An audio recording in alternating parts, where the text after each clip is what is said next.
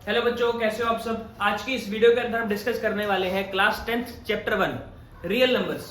Boards के लिए 6 marks का है, आप सभी को पता है 6 मार्क्स बहुत ज्यादा मैटर करते हैं बोर्ड्स में, है ना। तो रियल नंबर हमारा चैप्टर का नाम है, चैप्टर 1 है, 6 मार्क्स है, वेरी इजी चैप्टर। शायद इस एक ही वीडियो के अंदर आपका हो जाए, नहीं तो दो पार्ट्स बना लेंगे, है ना। जितना आज इस वीडियो के अंदर कवर हो पाएगा चैप्टर करेंगे। पहले बेसिक से स्टार्ट करते हैं। सबसे पहले हम नंबर सिस्टम को समझते हैं। जो हमारे आसपास नंबर सिस्टम है, जो हमने पढ़ना है, ये एक्चुअल रियल नंबर है क्या, वो समझने की कोशिश करते हैं। ठीक है, नंबर सिस्टम क्या है बेटा। नंबर सिस्टम नंबर्स की दुनिया है। नंबर्स की दुनिया में हमें दो तरह के नंबर देखने को मिलते हैं। एक हमें देखने को मिलेगा रियल नंबर, जो हमने पढ़ना है इस साल। दूसरा हमें देखने को मिलेगा इमेजिनरी नंबर। नंबर्स ना दो तरह के होते हैं, एक रियल और एक इमेजिनरी। इमेजिनरी हमें इस साल पढ़ना ही नहीं है, वो 11th क्लास में पढ़ना है, तो इसके बारे में हम आगे हायर क्लासेस में स्टडी करेंगे। ये नंबर्स हमारे तब मिलते हैं हमें जब हमारा रूट के अंदर नेगेटिव वैल्यू आ जाता है। ये नंबर्स बेसिकली हमें सिर्फ तब मिलेंगे जब हमारा रूट के अंदर नेगेटिव वैल्यू आ जाएगा। क्वाड्रेटिक इक्वेशन जब हम 4th चैप्टर करेंगे तो थोड़ा सा इसका पार्ट हम पढ़ने वाले हैं। ठीक है, सिर्फ इतना पढ़ेंगे कि नेगेटिव रूट्स पे no real roots. Negative root के अंदर जब भी नेगेटिव वैल्यू आएगी तो नो रियल रूट्स आएंगे, उसका मतलब रियल नंबर नहीं आने वाला है। ठीक है, इतना ही सिर्फ हमने इस साल पढ़ना है इसके बारे में। बाकी सब हम 11th क्लास में कॉम्प्लेक्स नंबर में पढ़ेंगे। इसके अलावा बेटा रियल नंबर की अगर मैं बात करूं तो रियल नंबर को मोटे मोटे तौर पर अगर मैं बांटना चाहूं तो रैशनल और इररेशनल में बांट सकता हूं। इसको मैं रैशनल और इररेशनल नंबर्स में बांट सकता हूं। अब रैशनल नंबर कौन से होते हैं और इररेशनल नंबर कौन से होते हैं बेटा, वो वेरी करता है। अभी मैं बताता हूं कैसे आपको पहचानना है। लेकिन अगर जिस बच्चे को रैशनल और इररेशनल पता ही नहीं, वो कैसे करेगा। तो उसके लिए पहले हम रैशनल और इररेशनल नंबर समझ लेते हैं क्या होता है ना। रैशनल नंबर वो नंबर होता है जिस नंबर को हम p/q की फॉर्म में लिख सके। रैशनल नंबर हमारा वो नंबर होगा जिसको हम फ्रैक्शंस की फॉर्म में लिख सकें, और फ्रैक्शन ऐसी होनी चाहिए कि जो हमारा डिनोमिनेटर है वो 0 के बराबर ना हो। जो भी हमारा डिनोमिनेटर है वो डिनोमिनेटर हमारा 0 के बराबर ना हो। ठीक है, डिनोमिनेटर अगर 0 हो जाएगा, अगर हमारा डिनोमिनेटर 0 हो जाएगा, फॉर एग्जांपल अगर मैं 4/0 लिखता हूं तो इट विल बिकम इंफिनिटी। यह बन जाएगा इंफिनिटी। और इंफिनिटी बेटा रियल नंबर नहीं है। इंफिनिटी रियल नंबर नहीं है। जिस नंबर की हमें शक्ल ही नहीं पता, उसका पता ही नहीं मैग्नीट्यूड कितना है, उसका सिग्निफिकेंस ही नहीं पता, है ना, तो वो नंबर हम नंबर लाइन पे बनाएंगे कैसे। और जिस नंबर को हम नंबर लाइन पे नहीं बना सकते वो रियल नंबर नहीं होगा। समझ आई बात। रियल नंबर वो नंबर होता है जिसको हम नंबर लाइन के ऊपर ड्रॉ कर सके। अब वो रियल नंबर ही नहीं है तो रैशनल नंबर कैसे होगा, क्योंकि रियल नंबर का पार्ट है रैशनल नंबर, है ना। रैशनल नंबर में बेटा वो नंबर्स आते हैं जिनको हम p/q की फॉर्म में लिख सकते हैं, यानी फ्रैक्शंस की फॉर्म में लिख सकते हैं। ठीक है, अब फ्रैक्शंस की फॉर्म में लिखेंगे, अगर हम नंबर्स को फ्रैक्शंस की फॉर्म में लिखेंगे बेटा, अगर हम नंबर को फ्रैक्शंस की फॉर्म में लिखेंगे तो नंबर्स जो है हमारे नंबर हैं वो कैसे आ सकते हैं। अगर मैं रैशनल इररेशनल की तरह क्लासिफिकेशन ना करूं, इसको अलग तरीके से क्लासिफाई करने की कोशिश करूं, तो हमारे रैशनल नंबर्स के अंदर कितने तरह के नंबर आएंगे वो सीखने के लिए हम देखते हैं रियल नंबर में नंबर्स कैसे हो सकते हैं। या तो कंप्लीट नंबर हो सकते हैं या डेसिमल्स हो सकते हैं, है ना। इसको थोड़ा अलग तरीके से समझते हैं, है ना। हमारे रियल नंबर्स के अंदर क्या हो सकता है, कंप्लीट नंबर हो सकता है या फिर डेसिमल्स हो सकते हैं। क्या हो सकते हैं, कंप्लीट नंबर या फिर डेसिमल्स। अब कंप्लीट नंबर हमारे वो नंबर होते हैं जिनको डिवाइड करने पर वो पूरा कट जाए, जैसे कि 4/2 या 4/4। इनको जब हम डिवाइड करेंगे तो ये हमें कंप्लीट फिगर दे देगा, इसके अंदर कोई भी डेसिमल नहीं आएगा। लेकिन अगर वही मैं 4 को अगर 3 से डिवाइड करने की कोशिश करूं तो आएगा 1.3333, जिसको लास्ट ईयर आपने 1.3 के ऊपर बार भी लिखा था, है ना। तो ऐसे नंबर हो सकते हैं, है ना। तो दो तरह के नंबर हमें देखने को मिलेंगे, या तो कंप्लीट होंगे या वो डेसिमल्स होंगे। अब डेसिमल्स की अगर मैं बात करूं, या पहले कंप्लीट की ही बात कर लेते हैं। कंप्लीट नंबर जो होंगे बेटा, उसमें जो सबसे पहला टाइप का नंबर हमने स्टडी करना है that is whole number. Whole number बेटा वो नंबर होते हैं जो 0 से स्टार्ट होते हैं, सारे के सारे positive number including 0। For example 0, 1, 2, 3, 4, 5 and so on. सारे के सारे पॉजिटिव नंबर्स इंक्लूडिंग जीरो उनको हम क्या बोलते हैं, होल नंबर बोलते हैं। उनको हम क्या बोलते हैं, होल नंबर। और होल नंबर को अगर हमें डिनोट करना है तो हम W से डिनोट करेंगे, कैपिटल W यूज करेंगे। इसका जो सिंबल है वो कैपिटल W होगा। होल नंबर्स के बाद जो दूसरा तरह का हमने नंबर स्टडी करना है, that number is natural number. Natural number, तो बेटा नेचुरल नंबर्स होल नंबर का ही पार्ट होता है, ठीक है, होल नंबर का ही छोटा वर्जन जिसमें जीरो ना हो। सारे के सारे पॉजिटिव काउंटिंग नंबर्स, सारे के सारे नंबर जो हम काउंटिंग में स्टडी करते हैं 1 2 3 4 5 6 7 8 9 10 सारे नंबर्स इंफिनिटी तक, ठीक है, तो वो सारे के सारे नंबर्स क्या होंगे, हमारे नेचुरल नंबर होंगे। For example 1 2 3 4 and so on. तो इसको हम डिनोट करते हैं कैपिटल N से। नेचुरल नंबर्स को हम लिखते हैं कैपिटल N से। तीसरी तरह का जो कंप्लीट नंबर है that is integer. That is integer. Integers को हम डिनोट करते हैं कैपिटल Z से। इंटीजर्स को हम डिनोट करते हैं कैपिटल Z से, ठीक है। अब इंटीजर्स जो होते हैं हमारे, ये होते हैं all positive and negative numbers. All positive and negative complete numbers, decimal नहीं आएंगे इंटीजर्स में भी, इंक्लूडिंग जीरो। जीरो भी आएगा। फॉर एग्जाम्पल अगर मैं डॉट डॉट डॉट लगा के लिखूं -4 -3 -2 -1 0 1 2 3 4 एंड सो ऑन।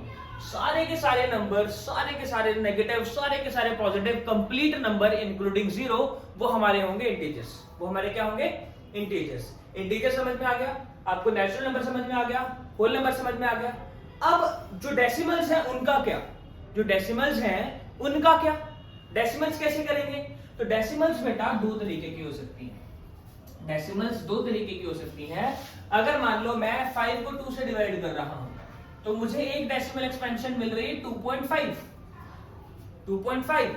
वहीं पर अगर मैं 4 को 3 से डिवाइड कर रहा हूं, मुझे वहां पर दूसरी डेसिमल एक्सपेंशन मिल रही है जो कभी खत्म ही नहीं हो रही, 1.3333333333 है ना।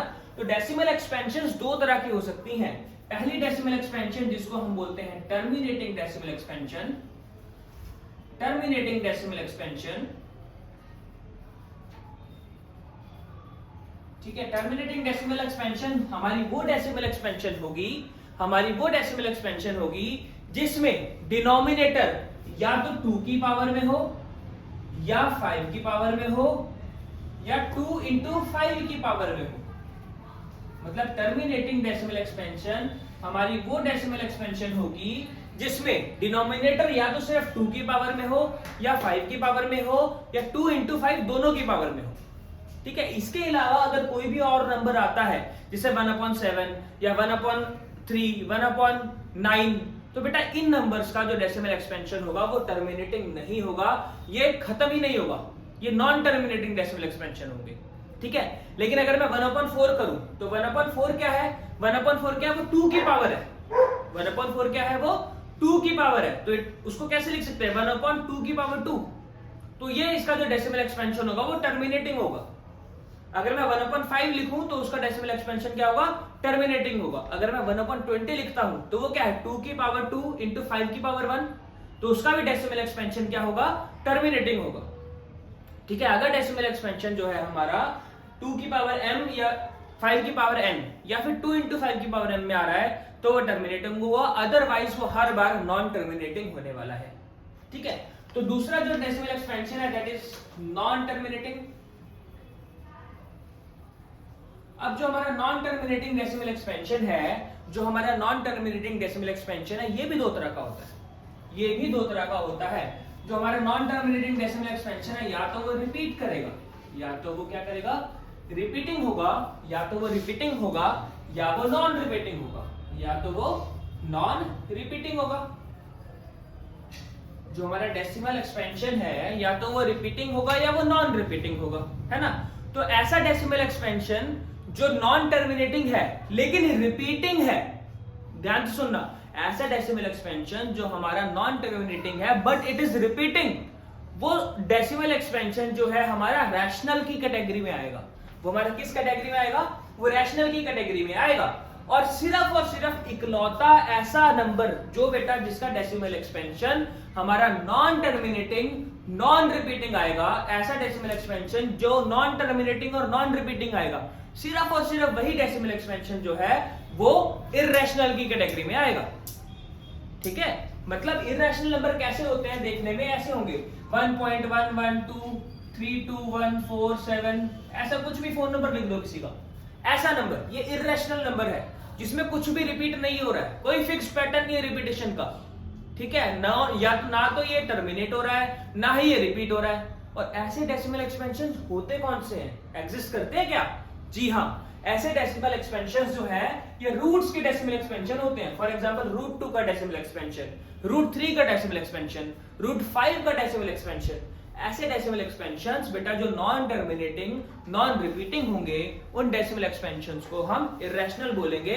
और these are basically root values, ऐसे रूट्स जो सॉल्व नहीं होते हैं, √2 √3 √4 नहीं, √4 क्या होगा, कंप्लीट सॉल्व हो जाएगा, दैट विल बी 2।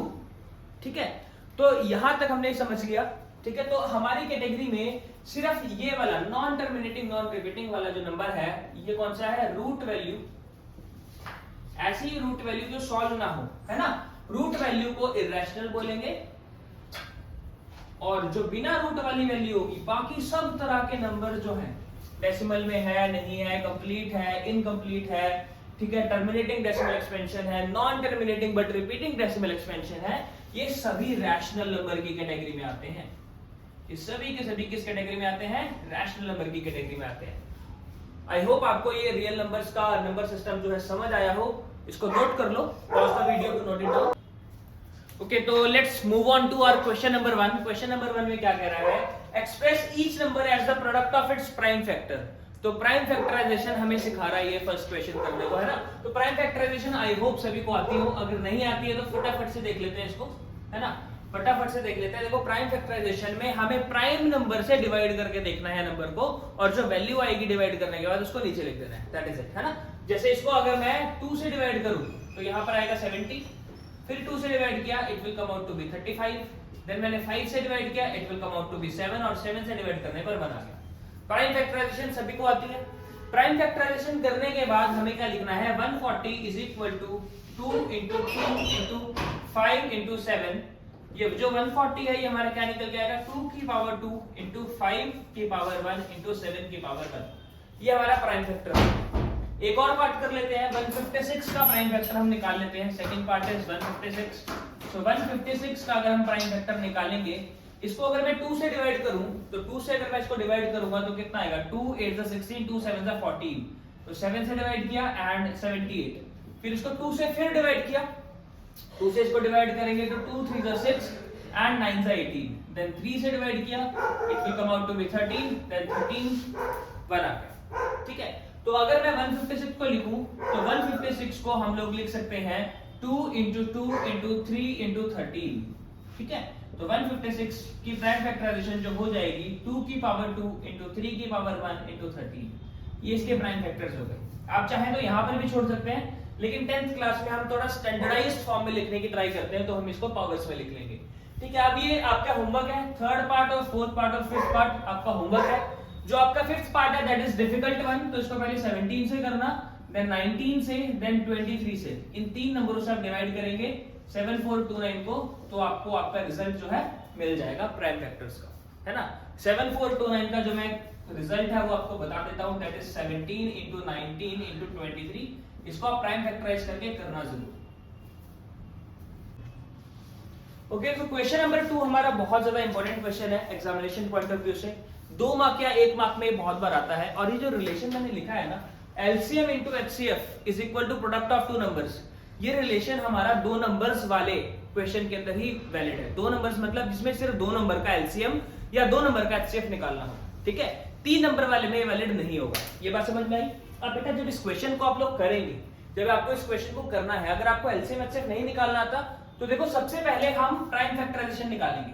जैसे हमें 26 एंड 91 दिया है, तो 26 की जो प्राइम फैक्टराइजेशन है आप लोग निकाल लेंगे ऐसे। 26 की प्राइम फैक्टर्स ऐसे निकाल लेंगे, 2 से डिवाइड किया तो 13, 13 से डिवाइड किया तो 1, तो it is coming out to be 13 into 2। Similarly 91 का अगर मुझे प्राइम फैक्टराइजेशन निकालना है तो मैं इसको 7 से डिवाइड करूंगा, it will come out to be 13, और 13 से डिवाइड किया तो 1, तो ये कितना आ गया 13 into 7। तो यहां पर अगर मेरे पास मैं HCF निकालने की बात करूं, तो मेरा जो HCF है जो मेरा HCF है वो आएगी इन दोनों के अंदर जो कॉमन वैल्यू है दैट इज 13। तो HCF मेरा 13 आ जाएगा इन दोनों नंबर्स का। एंड जो मेरा LCM है, LCM के अंदर मेरा 13 तो आएगा ही आएगा, वो एक बार आएगा, और बाकी जो नंबर्स बचे हैं उन नंबर्स को भी हमें एक बार मल्टीप्लाई करना पड़ेगा। तो मेरे पास जो LCM है वो 182 आ जाएगा, 182 आ जाएगा। अब मुझे चेक करना है, now LCM into HCF is equal to A cross B। और जब भी हम इन चीज को प्रूव कर रहे होते हैं ना, जब भी हमें LHS RHS को प्रूव करना है तो हम दोनों के दोनों LHS और RHS एक साथ सॉल्व नहीं करते, हमें इन दोनों को अलग अलग सॉल्व करना होता है। तो पहले हम LHS सॉल्व करते हैं, पहले हम LHS सॉल्व करते हैं, that is LCM into HCF। तो LCM हमें कितना दिया हुआ था 182 और HCF कितना दिया हुआ था 13। तो जब हम इनको मल्टीप्लाई करेंगे तो हमारा आंसर आएगा 2366। कितना आंसर आ जाएगा 2366। और अगर मैं यहाँ पर A इंटू बी निकालने की कोशिश करूंगा, A इंटू बी निकालने की कोशिश करूंगा तो हमारा जो आंसर आएगा वो कितना आएगा RHS में। RHS में अगर मैं इन दोनों नंबर्स को मल्टीप्लाई करूं, नंबर्स क्या थे 26 इंटू 91, तो 26 को 91 से मल्टीप्लाई करता हूं तो भी मेरा जो आंसर आएगा दैट इज 2366। तो मेरी LHS जो है लेफ्ट हैंड साइड जो है वो राइट हैंड साइड के बराबर आ गई, और ये मेरा क्वेश्चन पूरा हो गया। इतना क्वेश्चन करने के मुझे 2 मार्क्स मिलेंगे बेटा पेपर में, अगर ये पेपर में आता है तो, ठीक है। अब बच्चे इसके जो सेकंड और थर्ड पार्ट है मैं उसकी सिर्फ प्राइम फैक्टराइजेशन आपको करके दिखा रहा हूं। जो LCM और HCF का जो वेरिफिकेशन है वो आप लोग खुद करेंगे, ठीक है। मैं इसको मिटा रहा हूं और हम इसको सिर्फ सेकंड और थर्ड पार्ट की प्राइम फैक्टराइजेशन करेंगे, क्योंकि बच्चों को उसी में दिक्कत आती है। बाकी मल्टीप्लिकेशन तो आई बिलीव आपको आता है, आप लोग 10th क्लास में आ चुके हैं। तो सेकंड पार्ट में हमें करनी है 510 की प्राइम फैक्टराइजेशन, राइट। तो 510 की प्राइम फैक्टराइजेशन क्या होगी, इसको अगर हम 2 से डिवाइड करना है 3 से करना है वो आपकी मर्जी है, किसी से भी पहले कर सकते हैं, बस जिससे भी डिवाइड आप कर रहे हैं वो प्राइम नंबर होना चाहिए। जिससे भी आप लोग डिवाइड कर रहे हैं वो क्या होना चाहिए प्राइम नंबर। अगर हम इसको 2 से डिवाइड करते हैं तो 2 से डिवाइड करेंगे तो 2 2 4, 1 बच गया, 2 5 10 एंड 2 5 10, ठीक है। अब इसको फिर से हम 5 से या 3 से डिवाइड कर लेते हैं। इसको अगर 3 से डिवाइड करेंगे तो 3 8 24 और 15 आ गया, फिर 3 5 15। अब इसको 5 से डिवाइड कर लेते हैं तो 17 आ जाएगा, और 17 से डिवाइड करेंगे तो 1 आ जाएगा।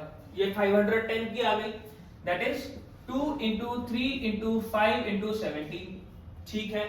Next is 92। 92 के प्राइम फैक्टर निकालने हैं, तो 92 के अगर हम प्राइम फैक्टर निकालते हैं तो वो क्या निकलेंगे, इसको 2 से डिवाइड करते हैं तो कितना आएगा 2 4 8, है ना, 2 4 8 और 12 बचा, तो 2 6 12, तो इसको डिवाइड कर लेंगे तो 23 आ जाएगा। फिर 23 खुद एक प्राइम नंबर है तो 23 से ही डिवाइड करना पड़ेगा, ठीक है। तो ये हो जाएगा 2 into 2 into 23। तो इसके अंदर अगर मैं HCF की बात करूं तो HCF होगा मेरा कॉमन नंबर, HCF मेरा होगा कॉमन नंबर। इन दोनों में सिर्फ और सिर्फ 2 ही कॉमन है, तो मेरा HCF 2 ही आएगा, 2 के अलावा कोई और बड़ा नंबर नहीं आएगा, ठीक है। एंड LCM की अगर मैं बात करूं, अगर मैं LCM की बात करूं तो ये वाला 2 जो था, जो कॉमन आया वो 2 एक बार आ गया, वो एक बार आ गया, ठीक है। और इसके अलावा बाकी के जितने नंबर बचे हैं 3 5 17 2 एंड 23, वो सारे के सारे नंबर एक बार मल्टीप्लाई होंगे, वो सारे के सारे नंबर एक बार मल्टीप्लाई होंगे, और इसको मल्टीप्लाई करके जो भी आपका LCM आएगा वो आप कर लेंगे। और LCM निकालने के बाद आप LHS और RHS को भी सॉल्व कर लेंगे, ठीक है।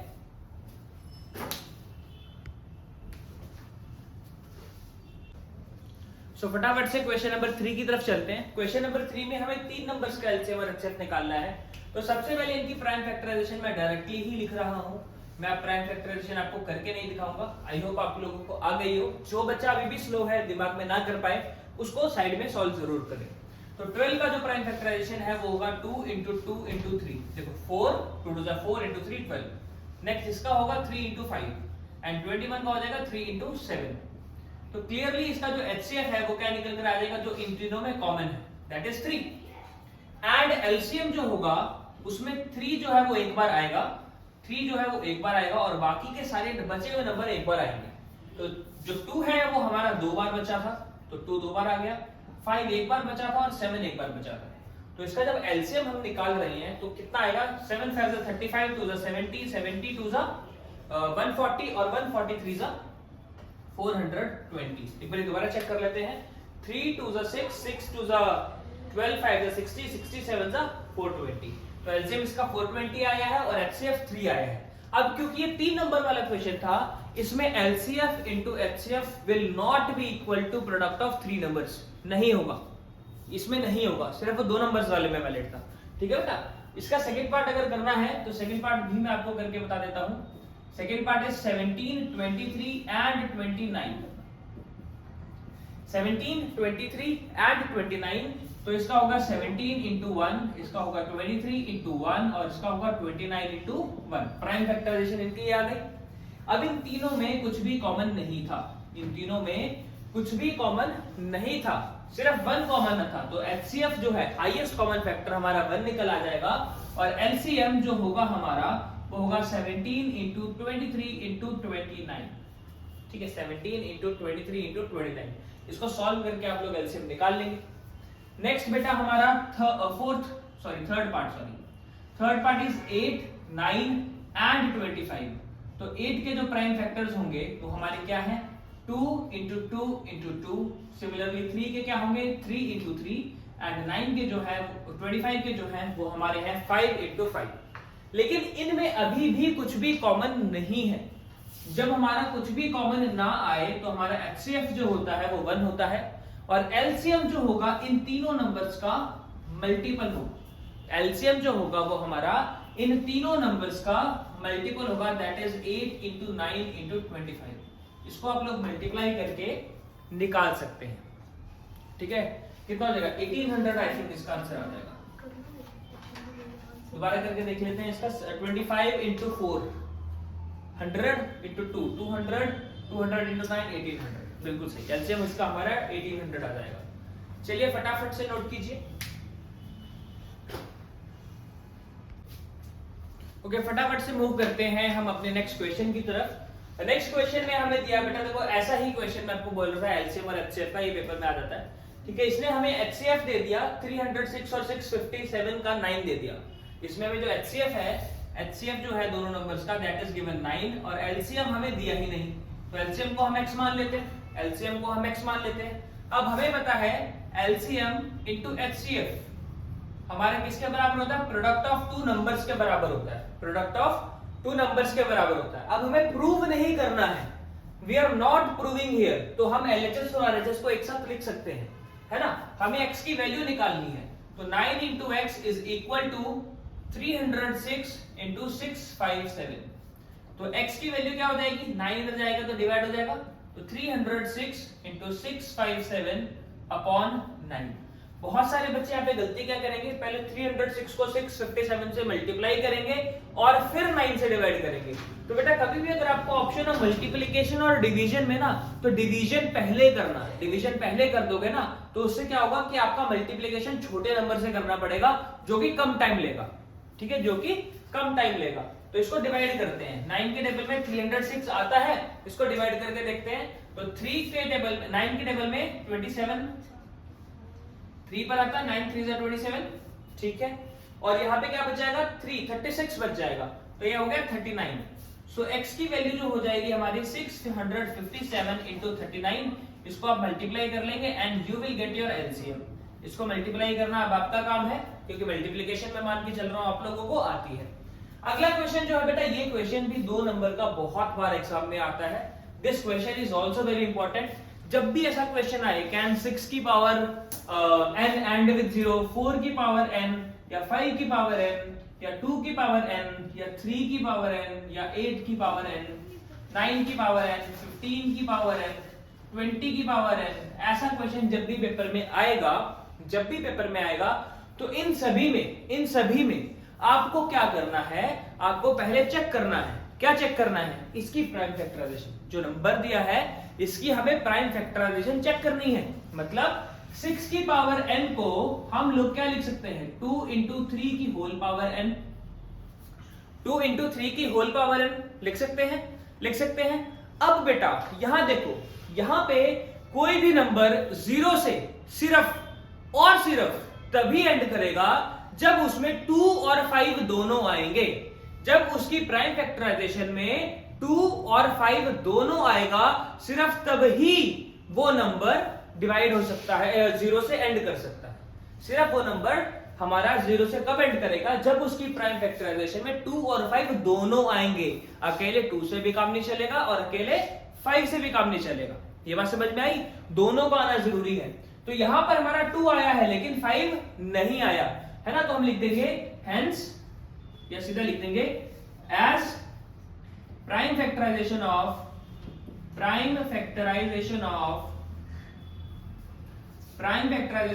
6 की power n does not contain 2 की पावर n into 5 की power m, therefore it cannot end with 0। अब इन सभी नंबर्स में किसी में भी 2 की पावर n और 5 की पावर m नहीं आ रही, लेकिन लास्ट नंबर जो मैंने 20 लिखा है उसको देखते हैं। अगर हमें 20 दिया होता, 20 की पावर n दिया होता, तो 20 की पावर n अगर दिया होता तो इसको हम कैसे लिखते? हम इसको लिखते 2 into 2 into 5 की पावर n। मतलब क्या हो गया? 2 की पावर 2 into 5 की पावर 1 की पावर n। तो क्लियरली इसकी प्राइम फैक्टराइजेशन में 2 और 5 आया है। तो हम लिखते हैं कि this number can end with 0 as its prime factorization contain 2 की पावर m into 5 की पावर n। सिंपल। तो यहां पे हम लिखेंगे नो, पहले यहां पे हमने नो लिखना भूल गया है ना, no it can not end with 0, या हमने नीचे लिख तो दिया है। ठीक है। तो या तो ये इस तरीके से क्वेश्चन होगा जिसमें 2 और 5 नहीं आएगा, या दूसरा क्वेश्चन ऐसा हो सकता है जिसमें 2 और 5 आएगा। उसमें आप लोगों को लिखना है yes it can end with 0, yes it can end with 0 as its prime factorization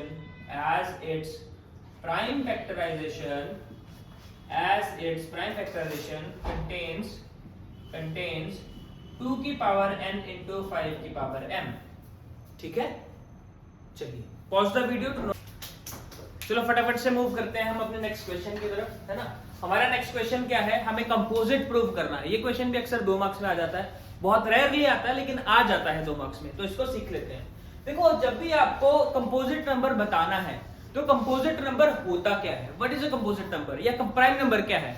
ठीक है, तो प्राइम नंबर की डेफिनेशन आपको ये समझ में आनी चाहिए कि ऐसा नंबर जिसके सिर्फ 2 ही प्राइम फैक्टर्स हैं, प्राइम फैक्टर तो छोड़ो, जिसके सिर्फ 2 ही फैक्टर्स हैं, ऐसा नंबर जिसके सिर्फ 2 ही फैक्टर्स हैं वो प्राइम नंबर होगा। और जिसके 2 से ज्यादा फैक्टर्स हैं, जिसके हमारे 2 से ज्यादा फैक्टर्स हैं, उसको हम क्या बोलेंगे? उसको हम बोलेंगे कंपोजिट नंबर। एक ऐसा नंबर जिसके 2 से ज्यादा फैक्टर हैं वो कंपोजिट नंबर होगा। फॉर एग्जांपल, एक नंबर मैंने 2 ले लिया, एक 3 ले लिया, एक 4 ले लिया। अब अगर मैं 2 के फैक्टर्स देखूं तो 2 का फैक्टर क्या होगा? या तो 1 होगा या तो 2 खुद होगा। 2 का फैक्टर या तो 2 होगा या 1 होगा। तो 2 क्या हुआ? एक प्राइम नंबर हुआ। 2 क्या हुआ? एक प्राइम नंबर हुआ। 2 हो गया प्राइम नंबर। 3 के फैक्टर्स देखो, 3 के फैक्टर या तो 3 होगा या तो 1 होगा, तो 3 भी एक प्राइम नंबर होगा। तो 3 भी क्या हुआ? एक प्राइम नंबर हुआ। लेकिन 4 की अगर मैं बात करूं तो 4 का फैक्टर 1 हो सकता है, 2 हो सकता है, 3 हो सकता है, सॉरी 3 नहीं 4 हो सकता है। ठीक है, 4 खुद भी उसका फैक्टर होगा। तो यहां पर हमारे पास 3 फैक्टर निकल के आ गए, मतलब 2 से ज्यादा फैक्टर आ गए। जब भी हमारे फैक्टर्स जो हो वो मोर देन 2, तो हमारे पास जो नंबर बनेगा उस नंबर को हम बोलेंगे कंपोजिट नंबर। उस नंबर को हम क्या बोलेंगे? Composite number. ऐसा नंबर जिसके 2 से ज्यादा फैक्टर्स हो तो उसको हम कंपोजिट बोलेंगे, और जिसके सिर्फ 2 ही फैक्टर्स हो तो वो क्या होगा? Prime number. अब 1 क्या है? 1 क्या है? सर 1 प्राइम नंबर है क्या कि 1 कंपोजिट नंबर है? तो बेटा 1 एक ऐसा नंबर है जो ना प्राइम है ना कंपोजिट है, क्योंकि इसका सिर्फ एक ही फैक्टर है। इसको यूनिक नंबर बोला जाता है। 1 इज अ यूनिक नंबर, ना इसका ना ये प्राइम की कैटेगरी में आता है, ना ही ये कंपोजिट की कैटेगरी में आता है, ये यूनिक नंबर है, ठीक है। तो अगर स्मॉलेस्ट प्राइम नंबर की मैं बात करूं तो स्मॉलेस्ट प्राइम नंबर हमेशा 2 होगा, इवन प्राइम नंबर भी इकलौता इवन प्राइम नंबर 2 होगा, ठीक है। और अगर स्मॉलेस्ट कंपोजिट नंबर की बात करूं तो स्मॉलेस्ट कंपोजिट नंबर 4 होगा, स्मॉलेस्ट कंपोजिट नंबर 4 होगा, और स्मॉलेस्ट ऑड कंपोजिट नंबर 9 होगा। ये कुछ वैल्यूज हैं, आपको याद होनी चाहिए। स्मॉलेस्ट ऑड कंपोजिट नंबर क्या होगा? 9 होगा। चलिए अब स्टार्ट करते हैं बेटा। इसको हमें कंपोजिट प्रूफ करना है, तो मुझे कुछ भी करके 3 फैक्टर्स निकालने हैं। 7 × 11 × 13 + 13। क्या यहाँ पे मुझे 13 दोनों के अंदर दिखाई दे रहा है? तो क्या मैं 13 कॉमन ले सकता हूँ? क्या मैं 13 कॉमन ले सकता हूँ? मैंने 13 कॉमन ले लिया, तो यहाँ से क्या बचेगा? 7 × 11 + 1, तो ये कितना हो जाएगा? 13 × 78। मुझे पूरा सॉल्व करने की भी जरूरत नहीं है, मुझे इसके प्राइम फैक्टर्स भी निकालने की जरूरत नहीं है। मैं यहाँ से क्लियरली बता सकता हूँ कि इसके 3 फैक्टर्स होंगे। यहाँ से मैं क्लियरली लिख दूंगा, clearly it has more than 2 factors. It has more than 2 factors. Clearly it has more than 2 factors. पहला फैक्टर क्या है बेटा? 13, दूसरा फैक्टर है 1 और तीसरा फैक्टर है 78 खुद, है ना। इसके और भी फैक्टर्स होंगे, 2 फैक्टर हो सकता है या 13 6 फैक्टर हो सकता है ना, और भी फैक्टर्स हो सकते हैं, लेकिन हमारा जो नंबर है उसके एटलीस्ट 2 फैक्टर से ज्यादा है, तो वहीं पर वो कंपोजिट हो गया। इसका सेकंड पार्ट करने का ट्राई करते हैं। देखो सेकंड पार्ट इसमें क्या कह रहा है? सेकंड पार्ट बोल रहा है 7 × 6 × 5 × 4 × 3 × 2 × 1 + 5। तो इसके अंदर मैं 5 कॉमन ले सकता हूँ, इन दोनों के अंदर से मैं 5 कॉमन ले सकता हूँ। अगर मैं 5 कॉमन लूंगा तो ये हो जाएगा 7 × 6 × 4 × 3 × 2 + 1। तो यहाँ पे जो भी नंबर बनेगा इसको मल्टीप्लाई कर लेते हैं। 5 × देखो जरा क्या आ रहा है, 6 6 6 36 36 × 4 × 7। तो जो भी नंबर बनेगा उसमें 1 ऐड करना पड़ेगा, तो यहाँ पे क्लियरली इसके 3 फैक्टर हो जाएंगे, एक 1 एक 5 और ये नंबर खुद 3 फैक्टर्स तो एटलीस्ट इसके हो गए ना, तो ये भी कंपोजिट हो जाएगा, ठीक है। तो इसको सिर्फ ऐसे बताना है, इसको ऐसे बताना है। चलिए चलो इस वीडियो के लास्ट क्वेश्चन की तरफ चलते हैं हम। तो लास्ट क्वेश्चन बेटा मैं लिख नहीं रहा हूं बोर्ड के ऊपर, आप लोगों के पास एनसीईआरटी होगी, वो पढ़ेंगे बेटा। There is a circular path around the sports field, Sonia takes 18 minutes to drive 1 round. तो बेटा सर्कुलर पाथ है, उस पे अगर सोनिया ड्राइव करती है तो उसको 18 मिनट लगते हैं। वहीं पे दूसरी जगह अगर रवि ड्राइव करता है सेम पाथ पे तो उसको 12 मिनट्स लगते हैं। रवि को 12 मिनट लग रहे हैं और सोनिया को 18 मिनट लग रहे हैं। Suppose they both start at the same point at the same time and go in the same direction, मतलब वो दोनों सेम पॉइंट से स्टार्ट करते हैं, सेम टाइम पे स्टार्ट करते हैं और सेम डायरेक्शन में मूव कर रहे हैं, तो कितने मिनट्स के बाद वो दोबारा एक दूसरे को मिलेंगे, है ना। फॉर एग्जाम्पल ये सर्कुलर पाथ है, राइट, ये सर्कुलर पाथ है। यहाँ पे सोनिया और रवि दोनों ड्राइव कर रहे हैं, तो सोनिया को ट्रेवल करने में 18 मिनट लगे और रवि को ट्रेवल करने में 12 मिनट लगे। तो इन दोनों को अगर दोबारा मिलना है तो जो वैल्यू आएगी इन दोनों नंबर से बड़ी आएगी ना, 18 और 12 से बड़ी आएगी ना। तो ऐसे केस में हम LCM यानी लोएस्ट कॉमन मल्टीपल निकालते हैं, ठीक है। याद रखना, जब भी रिक्वायर्ड जो वो नंबर होगा, हमने खुद सोचना जो रिक्वायर्ड नंबर हमें चाहिए, क्या वो इन दोनों नंबरों से छोटा चाहिए या इन दोनों नंबरों से बड़ा चाहिए। अगर हमें इन दोनों नंबरों से बड़ा नंबर मिलने वाला है तो हम LCM निकालेंगे, और इन दोनों नंबर से छोटा नंबर मिलने वाला है तो उस केस में हम HCF निकालेंगे। तो इस केस में हमें सिर्फ LCM निकालना है। तो Ravi takes 12 minutes and Sonia takes 18 minutes, Sonia take 18 minutes. तो इसका एलसीएम निकाल लो बेटा। तो 12 और 18 का प्राइम फैक्टराइजेशन लिख लेते हैं। ये होगा 3 × 2 × 2, इसका होगा 3 × 3 × 2। तो इसमें कॉमन क्या है? एक 3 कॉमन है और एक 2 कॉमन है। तो इसका एलसीएम जो होगा दैट विल बी 3 × 2 × 3 × 2। तो इसका जो एलसीएम आएगा वो आ रहा है 36। तो ये दोबारा जब मिलेंगे तो 36 मिनट्स के बाद ही मिलेंगे, या एग्जैक्ट 36 मिनट पे मिलेंगे। 36 मिनट पे ये दोनों दोबारा स्टार्टिंग पोजीशन में मिलेंगे। ठीक है, तो इसी के साथ हमारा ये लेक्चर यहाँ पे फिनिश होता है। Till then bye bye, see you guys.